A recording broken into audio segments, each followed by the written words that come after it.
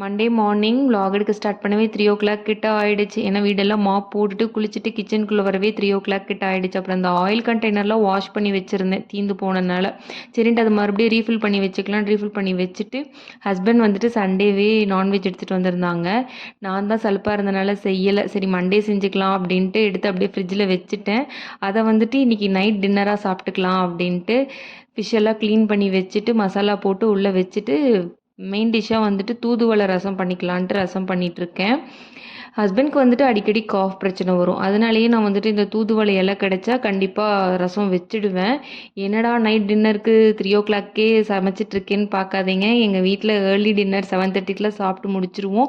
And also இன்றைக்கி வந்துட்டு கொஞ்சம் வெளியே போகிற வேலை இருக்குது. அகஸ்தியாவுக்கு வந்துட்டு லாஸ்ட் இயர் வாங்கின ஷூவே தான் இந்த இயரும் போட்டு விட்டோம். பத்தின மாதிரி தெரிஞ்சது, பட் பத்தலை போல் டைட்டாக இருக்குன்னு ஒரே அழுவாச்சு. 2 டேஸாக ஸ்கூலுக்கு ஷூ கூட போட்டுட்டு போகலை. சரின்னு கூட்டிகிட்டு போய் அதை வாங்கி கொடுத்து கூட்டிகிட்டு வந்துட்டு சொன்ன மாதிரியே டின்னர் வந்துட்டு ஃபிஷ் பொரிச்சு தூதுவளை ரசம் வச்சு சாப்பிட்டு முடிச்சாச்சு. நாளைக்கு vlogல பார்க்கலாம். பாய்.